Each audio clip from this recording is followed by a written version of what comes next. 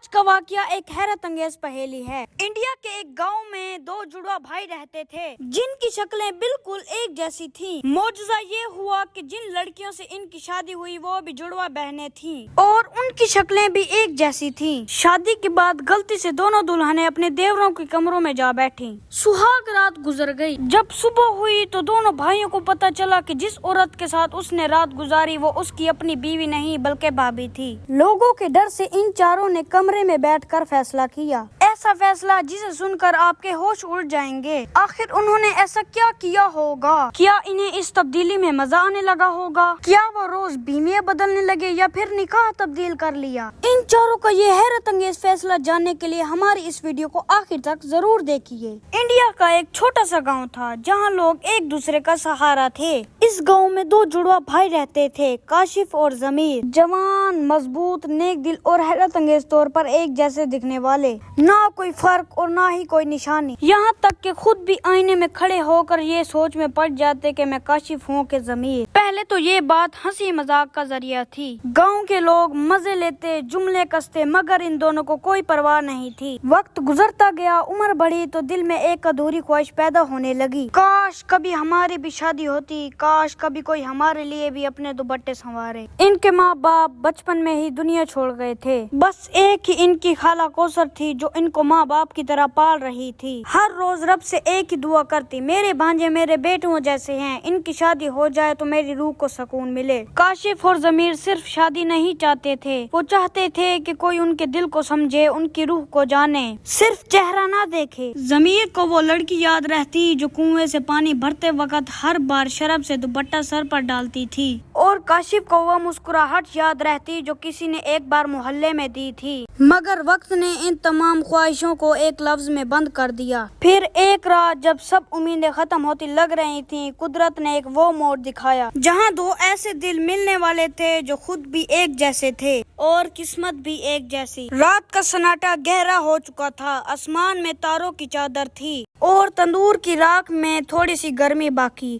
خالہ کوثر تسبیح گھما رہی تھی مگر لب خاموش تھے، اور پھر ایک ٹھنڈی سانس لی، چادر اوڑھی اور گھر سے نکل پڑی۔ وہ اس جھوپڑی کی طرف جا رہی تھی جہاں کنزا اور فاطمہ رہتی تھی، وہی دو جڑواں بہنیں جن کی کہانی بھی کاشف اور ضمیر کی طرح تھی۔ چہرے اتنے ملتے کہ اپنی ماں بھی آواز سے پہچانتی تھی۔ خالہ کوثر نے جھوپڑی کا دروازہ کھٹکھٹایا، ایک بزرگ خاتون باہر نکلی، وہ کنزا اور فاطمہ کی ماں تھی۔ اس نے پوچھا، خالہ کوثر اس طرف کیسے آنا ہوا؟ سکینہ بہن، میں تمہاری بیٹیوں کے لیے رشتہ لے کر آئی ہوں، خالہ کوثر نے نرمی سے جواب دیا۔ میرے دونوں بھانجے جڑواں ہیں مگر سادگی سے بھرے ہوئے ہیں۔ خالہ کوثر کی بات سن کر سکینہ کچھ دیر خاموش رہی، پھر دروازہ کھول کر انہیں اندر لے آئی۔ گھر کے آنگن میں کنزا اور فاطمہ بیٹھی تھی، دوپٹہ سر پر، نظریں جھکی ہوئی، لیکن دل اور کان خالہ کی باتیں سننے کے لیے بے چین۔ سکینہ نے دھیمی آواز میں کہا، ہم نے بھی بہت سے رشتے دیکھے ہیں خالہ، مگر ہر بار یہی سننے کو ملا کہ اگر دونوں بہنوں کی شکل ایک جیسی ہے تو دلہا کیسے پہچانے گا کون کس کی بیوی ہے؟ یہ سب سن کر خالہ کوثر کی آنکھوں میں نمی آ گئی، پھر نرمی سے بولی، سکینہ بیوی، یہی درد ہمارے گھر کا بھی ہے۔ سکینہ بیوی، اگر ہمارے بچے ایک جیسے دکھتے ہیں تو کیا ان کے دل بھی ایک جیسے ہیں؟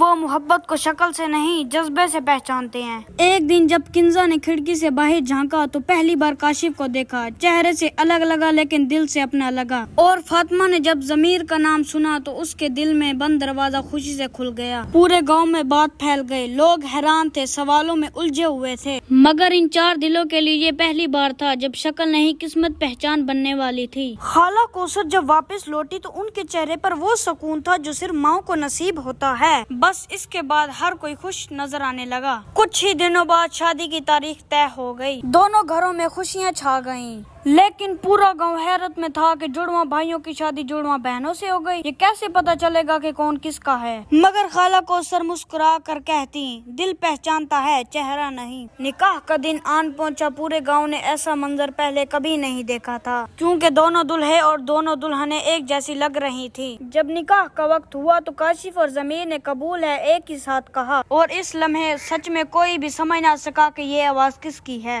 شادی پوری ہو گئی، رشتے جڑ गए मगर पहचान अभी भी बाकी थी। रात का वक्त हुआ। काशिफ अपने कमरे में आते ही रुक गया और सोचा कि क्या ये मेरी दुल्हन है या मैं किसी गलत कमरे में आ गया। दूसरी तरफ ज़मीर ने भी दुपट्टा उठाया, पहचान की मगर पहचान न सका कि ये मेरी दुल्हन है या नहीं। इधर किंजा और फातिमा भी सोच रही थी कि ये मेरे शौहर हैं कि नहीं। वो रात जो यादगार होनी चाहिए थी सवाल बनकर रह गई। रात ऐसे ही गुजरती गई मगर दिलों में हलचल ना रुकी। काशिफ ने सोचा कि रिश्ते जुड़ चुके हैं लेकिन पहचान हमारे लिए रुकावट बन रही है। ज़मीर ने भी यही सोचा कि सुहाग रात के बगैर शादी अधूरी है। जो हमारे साथ हो रहा है ये कुदरत की तरफ से है, जो होगा अच्छा होगा। ज़मीर ने भी अपनी दुल्हन से बात करनी शुरू कर दी। सुहाग रात गुजर गई। काशिफ और ज़मीर ने भी गाँव में निकलना शुरू कर दिया। पहले की तरह लोगों से मिलना, बात करना, लेकिन वो अब पहले वाला सुकून नहीं रह गया था। हर रात वो अपनी बीवी के साथ गुजारते लेकिन सुबह उठते ही वही सवालात कि ये मेरी बीवी है कि नहीं। काशिफ और ज़मीर की तरह किंजा और फातिमा भी इसी शक में मुब्तला थीं।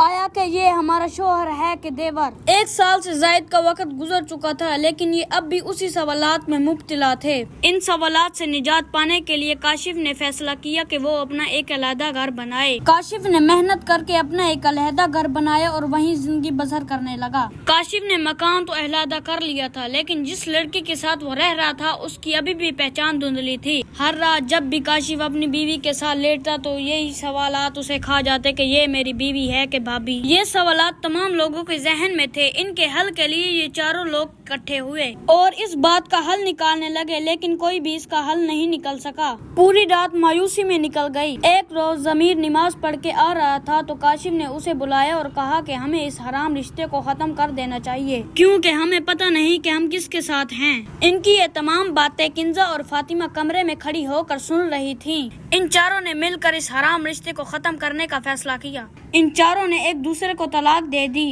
इस बात पर गांव वालों ने तरह तरह की बातें करना शुरू कर दी लेकिन इन चारों के दिलों में सुकून था कि हम हराम रिश्ते से बच गए। चंद दिनों बाद काशिफ और ज़मीर ने दूसरी शादी कर ली और अलहदा अलहदा रहने लगे। किंजा और फातिमा को भी इनके जीवन साथी मिल गए।